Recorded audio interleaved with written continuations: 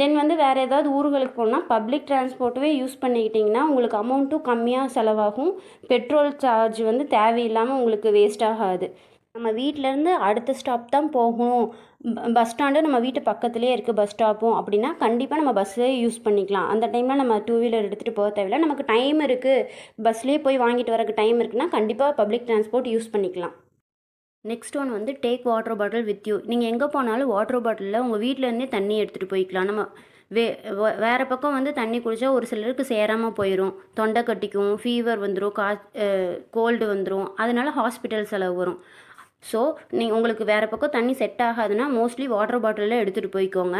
வெளியே வேறு எங்கேயும் வாட்டர் பாட்டிலில் வாங்கி குடிக்க தேவையில்லை. நம்மக்கிட்டேயே வாட்டர் இருந்தால் வெளியே வாங்க மாட்டோம். ஸோ வந்து நமக்கு அமௌண்ட்டும் மிச்சமாகும். ஃபுட்ஸ் அண்ட் ஸ்நாக்ஸும் வீட்டிலேருந்தே எடுத்துகிட்டு போகிறது பெஸ்ட்டு. நம்ம வீட்டில் நம்மளே செஞ்சு சாப்பிட்ற சாப்பாடு தான் ரொம்ப ஹைஜீனாகவும் இருக்கும், நம்ம ஹெல்த்தியாகவும் இருக்கும். நம்ம